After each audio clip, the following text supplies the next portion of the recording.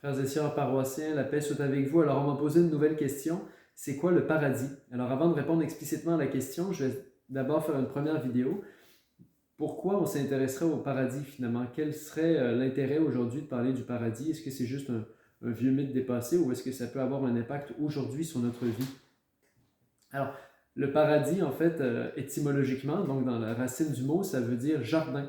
Hein, quand on dit, par exemple, Adam a été chassé du paradis, dans le livre de la Genèse, dans la Bible, eh bien, il a été chassé du jardin, jardin d'Éden. Alors aujourd'hui, est-ce que ceux qui s'intéressent au paradis sont simplement ceux qui aiment les plantes, et puis ceux qui aiment les fleurs, et puis finalement ceux qui s'intéressent à la botanique? Pas exactement.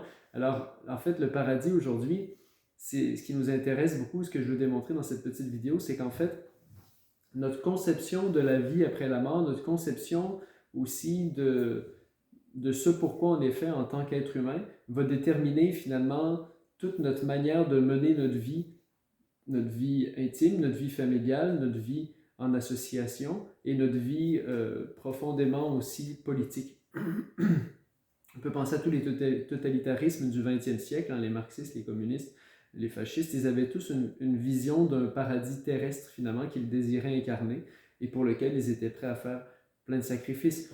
On peut penser aussi à SpaceX de Elon Musk, on peut penser au Magic Kingdom de Walt Disney, hein, un royaume imaginaire dans lequel on peut fuir et puis se réfugier. On peut penser aussi au métavers, ce monde virtuel dans lequel on pourrait consommer, acheter, commettre des méfaits aussi à l'infini sans qu'il y ait de loi. On peut penser à tout un paquet d'initiatives et même jusqu'à l'initiative, hein, ou plutôt le rêve de l'androïde, de l'homme-robot, de la fusion parfaite entre le biologique et le numérique.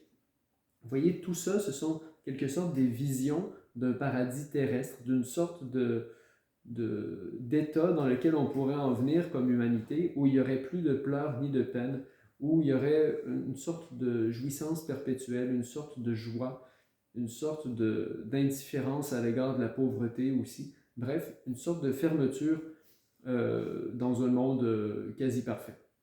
Alors, effectivement, on est tous faits pour nous développer, pour progresser, et on a tous, à quelque part, l'espoir, l'espérance d'avoir des jours meilleurs. Hein? C'est ce qui nous fait avancer dans la vie, et c'est cette espérance profonde aussi qui nous habite comme être humain que l'injustice, c'est mal, que l'indignation devant les maux que subissent les plus faibles, elle est juste. Hein? Alors, même chose aussi pour les enfants qui vont à l'école. S'ils n'avaient aucun espoir de devenir quelqu'un un jour, eh bien, ils n'étudieraient certainement pas. Donc, cet espoir, cette espérance qui nous habite de progresser comme humanité, de progresser comme personne humaine est certainement bonne. Et alors, la question va être de savoir, mais vers où on veut progresser? Hein? Si on prend l'autobus et puis on se dit, j'arrêterai quand ça me dira, ou j'arrêterai quand quelqu'un d'autre me le dira, mais en fait, on ne sait pas où on va. Donc, la question du paradis est intimement liée à la question de où est-ce qu'on va comme être humain, pourquoi on est fait, quel est notre but, notre terme, notre finalité. Alors, je vais vous dire dans la prochaine capsule ce qu'il en est du paradis, hein, du ciel, de la béatitude dans la tradition catholique. Et que Dieu vous bénisse. Bonne semaine.